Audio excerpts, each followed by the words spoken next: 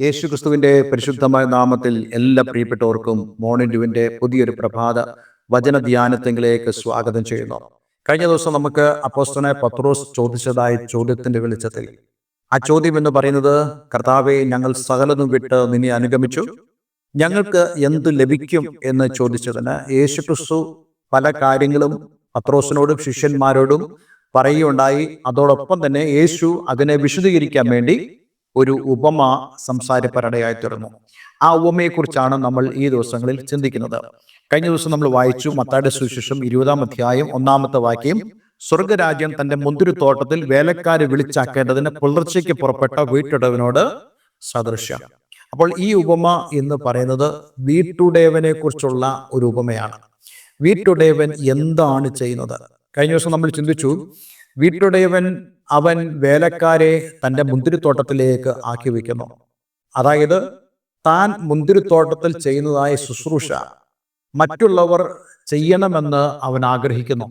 എന്ന് മാത്രമല്ല, ഈ ശുശ്രൂഷ എന്ന് പറയുന്നത് ഈ ലോകത്തിൽ തുടർമാനമായി നടക്കേണ്ടതായ ശുശ്രൂഷയാണ്. ആ ശുശ്രൂഷയിൽ വീട്ടുടയവൻ എന്താണ് ചെയ്യുന്നതെന്നാണ് നമ്മൾ മനസ്സിലാക്കേണ്ടത്. ഞാൻ കഴിഞ്ഞ ദിവസം നിങ്ങളോട് പറയുകയുണ്ടായല്ലോ, ഇവിടെ ഈ വീട്ടുടയവൻ എന്ന് പറയുന്നത് കർത്താവായ യേശുക്രിസ്തുവിനെയാണ് കാണിക്കുന്നത്. അതുപോലെ വയൽ എന്ന് പറയുന്നത് ഈ ലോകത്തിൽ കർത്താവ് യേശുക്രിസ്തുവിന്റെ ശുശ്രൂഷയെയാണ് കാണിക്കുന്നത്. അപ്പോൾ അങ്ങനെയാണെങ്കിൽ ദൈവം നമ്മെ ഓരോരുത്തരെയും വിളിക്കുന്നത് തൻ്റെ വേല ചെയ്യുവാനാണ്. അതായത് തൻ്റെ ശുശ്രൂഷ നമ്മൾ ഓരോരുത്തരും ഏറ്റെടുത്ത് തുടർമാനമായി ചെയ്യണമെന്ന് കർത്താവ് നമ്മളോട് ഓരോരുത്തരെയും കുറിച്ച് ആഗ്രഹിക്കുകയാണ്. ഇത് നമ്മൾ ചിന്തിക്കുന്നത് അതിന് 2-ാം വാക്യമാണ്. മത്തായിയുടെ സുവിശേഷം 20-ാം അധ്യായം 2-ാം വാക്യം. വേലക്കാരോട് അവൻ ദിവസത്തേക്ക് ഓരോ വെള്ളിക്കാശ് പറഞ്ഞൊത്തിട്ട് അവരെ മുന്തിരിത്തോട്ടത്തിൽ അയച്ചു. അപ്പോൾ നോക്കണേ, വേലക്കാരോട് അവൻ ഒരു ദിവസത്തേക്ക് ഓരോ വെള്ളിക്കാശ് പറഞ്ഞൊത്തിട്ട് എന്ന് പറയുമ്പോൾ ഈ വേലക്കാർ ഡിമാൻഡ് വെച്ചിരുന്നു. പത്രോസിനെ പോലെ ഡിമാൻഡ് വെച്ചവരായ ആളുകൾ. പത്രോസ് എന്താ പറഞ്ഞത്? കർത്താവേ, ഞങ്ങൾ നിന്നെ സകലവും വിട്ട് അനുഗമിച്ചിരിക്കുന്നു, ഞങ്ങൾക്ക് എന്ത് കിട്ടും എന്ന് പറയുമ്പോൾ ഒരു ഭൗതികമായ ഇച്ഛ, ഒരു സാമ്പത്തികമായ ലാഭം പത്രോസ് ആഗ്രഹിക്കുന്നു. സാമ്പത്തികമായൊരു നേട്ടം പത്രോസ് ആഗ്രഹിക്കുന്നു. പക്ഷേ ഇവിടെ കർത്താവ് യേശുക്രിസ്തു വളരെ വ്യക്തമായി പറയുന്നു, നമുക്ക് സാമ്പത്തികമായ ആവശ്യങ്ങളുണ്ട്.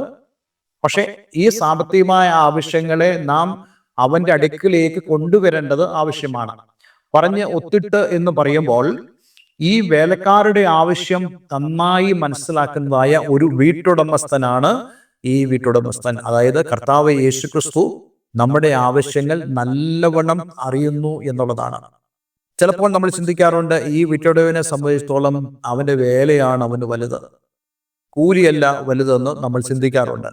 പക്ഷെ അങ്ങനല്ല. ഇവിടെ വ്യക്തമായി പറയുന്നു, പറഞ്ഞ് ഒത്തിട്ട് എന്ന് പറയുമ്പോൾ അവർ ചെയ്യാൻ പോകുന്ന ജോലിയെക്കുറിച്ചുള്ള വിശദീകരണം വീട്ടുടമസ്ഥൻ അവന് നൽകുന്നു. അതോടൊപ്പം തന്നെ കൊടുക്കാൻ പോകുന്ന ആ കൂലിയെക്കുറിച്ചും അവരോട് സംസാരിക്കുന്നു. ഇവിടെ ഒരു വാദപ്രതിവാദം ഉണ്ടായതായിട്ട് നമുക്ക് കാണാൻ കഴിയുന്നില്ല. മറിച്ച് ഞാൻ വിശ്വസിക്കുന്നു, പറഞ്ഞൊത്തിട്ട് എന്ന് പറയുമ്പോൾ അതിന്റെ ഉദ്ദേശം എന്ന് പറയുന്നത്, ഈ വീട്ടുടമസ്ഥൻ താൻ വിളിച്ചതായ വേലക്കാരോട് തൻ്റെ വേലയുടെ ഉദ്ദേശം, തൻ്റെ വേലയെക്കുറിച്ചുള്ള ഒരു ഡിസ്ക്രിപ്ഷൻ, വിശദീകരണം നൽകുകയും അതോടൊപ്പം തന്നെ നിങ്ങൾക്ക് ഞാൻ എന്തു തരാമെന്ന് പറയുകയും ചെയ്തു. നമ്മൾ കഴിഞ്ഞ ദിവസം വായിച്ചതായ വാക്യത്തിൽ നിന്നും കർത്താവ് യേശുക്രിസ്തു നമുക്ക് നൽകുന്നത് എന്താണെന്ന് നമുക്ക് ഗ്രഹിക്കാൻ കഴിഞ്ഞല്ലോ. ഇന്ന് നമ്മൾ ഓരോരുത്തരും കേൾക്കുമ്പോൾ ഒരുപക്ഷെ നിങ്ങൾക്കത് ഓർമ്മയില്ലെങ്കിൽ അതിനെ നമുക്ക് ഓർമ്മ വരുത്താൻ വേണ്ടി ഒരു പ്രാവശ്യം കൂടെ നമുക്ക് അതൊന്ന് ചിന്തിച്ച് പെട്ടെന്ന് ഈ വേദഭാഗത്തിലേക്ക് നമുക്ക് മടങ്ങി വരാം. അതിനുള്ള മറുപടി കർത്താവ് യേശുക്രിസ്തു പറയുന്നത് മത്തായിയുടെ സുവിശേഷം 19-ാം അധ്യായം അതിന്റെ 28-ാമത്തെ വാക്യത്തിലാണ്. യേശു അവരോട് പറഞ്ഞത്, എന്നെ അനുഗമിച്ചിരിക്കുന്ന നിങ്ങൾ പുനർജനനത്തിൽ മനുഷ്യപുത്രൻ തന്റെ മഹത്വത്തിന്റെ സിംഹാസനത്തിൽ ഇരിക്കുമ്പോൾ നിങ്ങളും 12 സിംഹാസനത്തിൽ ഇരുന്ന് ഇസ്രായേൽ ഗോത്രം 12-നും ന്യായം വിധിക്കുമെന്ന് ഞാൻ സത്യമായും നിങ്ങളോട് പറയുന്നു. അപ്പോൾ അങ്ങനെയാണെങ്കിൽ ഇത് ഒരു സ്പിരിച്വൽ പ്രോമിസ് ആണ്.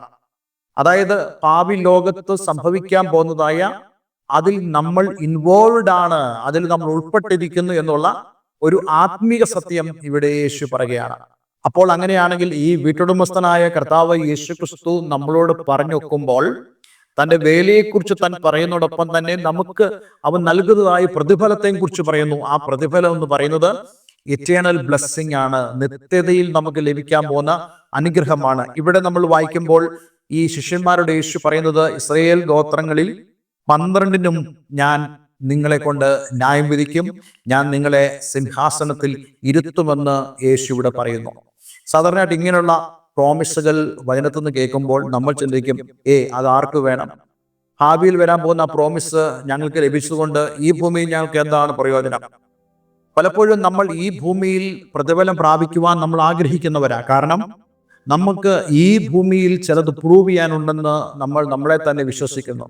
പക്ഷേ കർത്താവ് നമ്മളോട് പറയുന്നത്, നമ്മളെ അവൻ ലോകത്തു നിന്ന് എടുത്തത് കൊണ്ട് നമ്മൾ ഇനി ലോകക്കാരല്ല, നമ്മൾ ഇനി സ്വർഗീയന്മാരായ ആളുകളാണ്.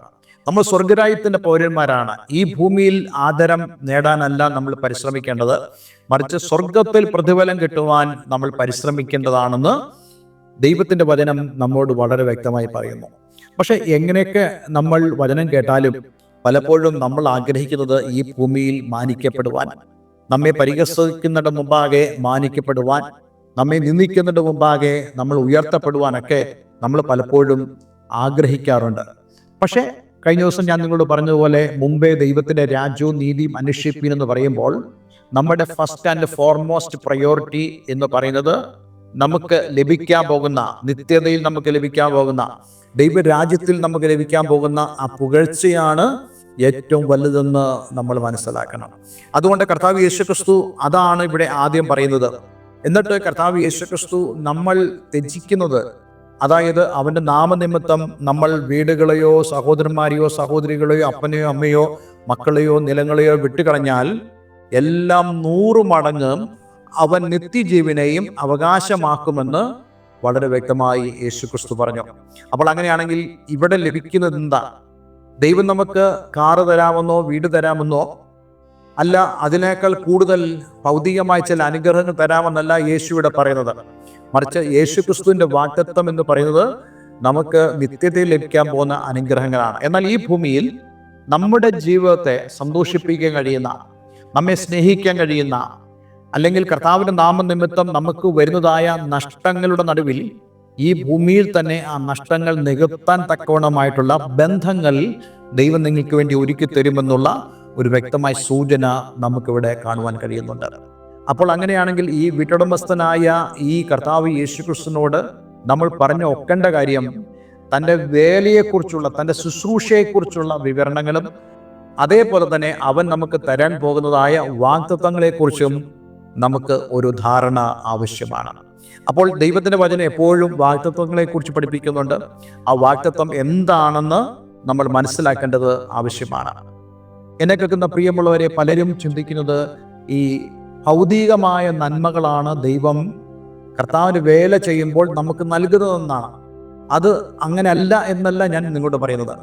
മറിച്ച് ഞാൻ നിങ്ങളോട് പറയട്ടെ, നമ്മൾ ഓരോരുത്തരും സ്പിരിച്വൽ ബ്ലെസ്സിങ്സ്, ആത്മീയമായ അനുഗ്രഹം, അതേപോലെ തന്നെ ദൈവരാജ്യത്തിൽ നമുക്ക് ദൈവം തരാൻ പോകുന്ന അനുഗ്രഹത്തെക്കുറിച്ച് നമ്മൾ നല്ല ബോധം ഉള്ളവരായിരിക്കണം. എന്നാൽ അതോടൊപ്പം തന്നെ കർത്താവ് നമ്മെ അനുഗ്രഹിക്കുന്നവനാണ്. നമ്മുടെ സ്ഥിതിയെ കർത്താവ് വ്യത്യാസപ്പെടുത്തുന്നവനാണ്. നഷ്ടപ്പെട്ടു പോയ ബന്ധങ്ങളെ കർത്താവ് പുനഃസ്ഥാപിക്കുകയും നഷ്ടപ്പെട്ടു പോയ സ്നേഹത്തെ കർത്താവ് തിരികെ നൽകുകയും ചെയ്യുമെന്നുള്ള വളരെ വ്യക്തമായ സൂചന നമുക്ക് ഈ വിശുദ്ധ വേദപുസ്തകത്തിലൂടെ കാണാൻ കഴിയുന്നുണ്ട്. ഈ ഉപമയെക്കുറിച്ച് നമ്മൾ പഠിച്ചു തുടങ്ങിയതേ ഉള്ളൂ. കൂടുതൽ കാര്യങ്ങൾ നമുക്ക് ഇവിടെ നിന്ന് ഗ്രഹിപ്പാനുണ്ട്. തീർച്ചയായിട്ടും നമ്മളുടെ ആത്മീയ കണ്ണുകളെ തുറക്കാൻ കഴിയുന്നതായ സന്ദേശമാണ് ഈ സന്ദേശം എന്ന് പറയുന്നത്. എനിക്കറിയാം നിങ്ങൾക്ക് പല ചോദ്യങ്ങൾ ഇതിനു മുമ്പിലുണ്ടാകാം. അതിനെല്ലാം മറുപടി ഈ ഉപമയുടെ വിശദീകരണത്തിലൂടെ ദൈവം നമുക്ക് നൽകാനിടയായി തീരും. അതുകൊണ്ട് അടുത്ത ദിവസത്തെ നമ്മുടെ പ്രഭാത വചന ധ്യാനം നിങ്ങൾ വളരെ പ്രതീക്ഷയോടുകൂടെ കാത്തിരിക്കുക. ദൈവത്തിൻ്റെ പരിശുദ്ധാത്മാവ് നിങ്ങളോട് സംസാരിപ്പാൻ ഇടയായി തീരും. ഒരു നിമിഷം നമുക്ക് പ്രാർത്ഥിക്കാം.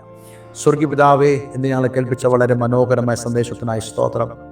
കർത്താവെ, ഞങ്ങളെ വിളിച്ചതായ വീട്ടുടമസ്ഥനെ കുറിച്ച് ഞങ്ങൾക്ക് കേൾക്കുവാൻ, കർത്താവ് യേശുക്രിസ്തുവാണ് ആ വീട്ടുടമസ്ഥനെന്നും മനസ്സിലാക്കി, കർത്താവെ, ഞങ്ങൾ അങ്ങുമായി പറഞ്ഞൊക്കേണ്ടതായ അങ്ങയുടെ ശുശ്രൂഷയെക്കുറിച്ചുള്ള വ്യക്തമായ ധാരണയും അതേപോലെ തന്നെ അങ്ങ് ഞങ്ങൾക്ക് നൽകുന്നതായ പ്രോമിസുകൾ, വാഗ്ദത്തം എന്താണെന്നുള്ളതും ഗ്രഹിച്ച് കർത്താവ്, ഈ ആത്മീയ ദൈവരാജ്യത്തിൽ വിശ്വസ്തയോടുകൂടെ നിൽക്കുവാൻ ഞങ്ങൾ ഏവരെയും അങ്ങ് സഹായിക്കണമെന്ന് പ്രാർത്ഥിക്കുന്നു. ഈ വചനം കേൾക്കുന്ന ഏവരെയും ഞാൻ യേശുവിൻ്റെ നാമത്തിൽ അനുഗ്രഹിക്കുന്നു. പ്രാർത്ഥന കേട്ടതിന് നന്ദി. യേശു ക്രിസ്തുവിൻ നാമത്തിൽ തന്നെ. ആമേൻ, ആമേൻ. ഇന്നത്തെ വേദവചനം നിങ്ങളുടെ ജീവിതത്തിൽ വളരെ വലിയ അനുഗ്രഹത്തിന് കാരണമായി തീർന്നു എന്ന് ഞാൻ വിശ്വസിക്കുന്നു. ദയവായി ഈ സ്ക്രീനിൽ കാണുന്ന ഫോൺ നമ്പറുകളിൽ ഞങ്ങളെ വിളിക്കുക. നിങ്ങൾക്ക് ആത്മീയമായ ശുശ്രൂഷകൾ അനുഭവിക്കുവാൻ ആഗ്രഹമുണ്ടെങ്കിൽ ഞങ്ങളെ ഈ ഫോൺ നമ്പറിൽ വിളിക്കുക. അതോടൊപ്പം തന്നെ ആത്മീയമായ കൂട്ടായ്മയ്ക്ക് നിങ്ങൾക്ക് ആഗ്രഹമുണ്ടെങ്കിൽ അതിനും ഞങ്ങളെ വിളിക്കാവുന്നതാണ്. എല്ലാവരും ദൈവം അനുഗ്രഹിക്കട്ടെ. Have A nice day. God bless you all.